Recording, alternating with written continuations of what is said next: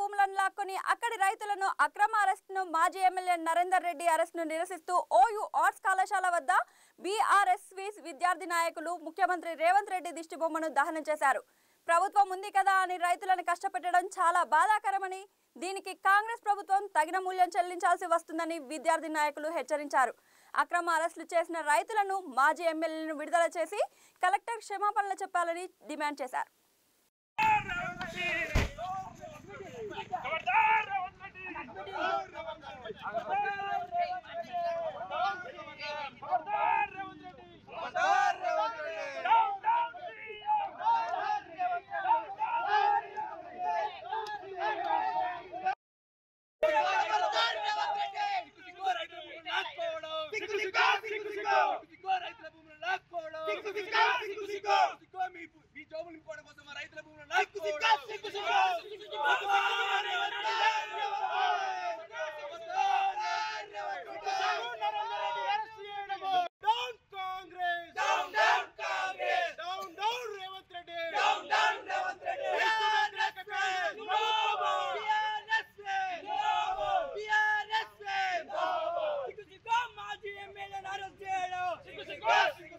కొడంగల్ ప్రాంతంలోని రైతులను పొట్టగొట్టే విధంగా ఈరోజు ఫార్మా కంపెనీల పేరిట అక్రమంగా గుంజుకోవడాన్ని నిరసిస్తూ వారి యొక్క గ్రామాల్లో వాళ్ళు అధికారులను గ్రహించకుండా ఎందుకు అధికారుల మీద దాడులు జరుగుతున్నాయి, ఎందుకు రైతులు ఇంత తీవ్రంగా ఆందోళనకు గురవుతున్నారు అనేసి ఆలోచన చేయకుండా బాధితులనే శిక్షించు ఈరోజు వారిని అరెస్టు చేయడమే కాకుండా మాజీ ఎమ్మెల్యే అయినటువంటి నరేందర్ రెడ్డి గారిని కూడా ఈరోజు అక్రమంగా ఈరోజు కేబీఆర్ పార్కులో వాకింగ్కి వచ్చినటువంటి ఎమ్మెల్యేను కూడా అరెస్టు చేసి ఈరోజు జైలుకు పంపే కుట్ర చేస్తూ ఉన్నది కాంగ్రెస్ ప్రభుత్వం.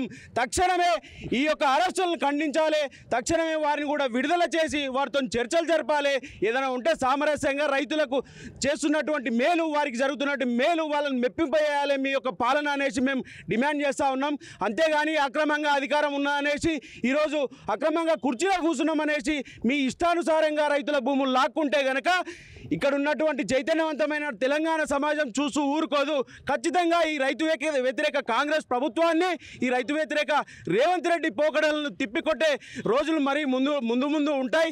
కాబట్టి ఖచ్చితంగా రైతులకు క్షమాపణ చెప్పాలి, వారిని విడుదల చేయాలి. వారి యొక్క ఏదైతే గ్రామంలో వారి మీద అక్రమంగా రాత్రి 2 గంటలకు పోయి కరెంటు బంద్ చేసి మరి వాళ్ళ మీద దాడులు చేసుకుంటా ఈడ్చుకొచ్చి ఈరోజు పోలీస్ స్టేషన్లు తరలించిరో వారి యొక్క కుటుంబాలకు క్షమాపణ చెప్పాల్సిన బాధ్యత ఆ యొక్క కలెక్టర్కు ఉన్నది, అక్కడ ఉన్నటువంటి ఎస్పీ నారాయణ రెడ్డికి ఉన్నది, ఈ రేవంత్ రెడ్డికి ఉన్నది, రేవంత్ రెడ్డి యొక్క సోదరులకు కూడా ఉన్నది అనేసి డిమాండ్ చేస్తూ ఉన్నాం.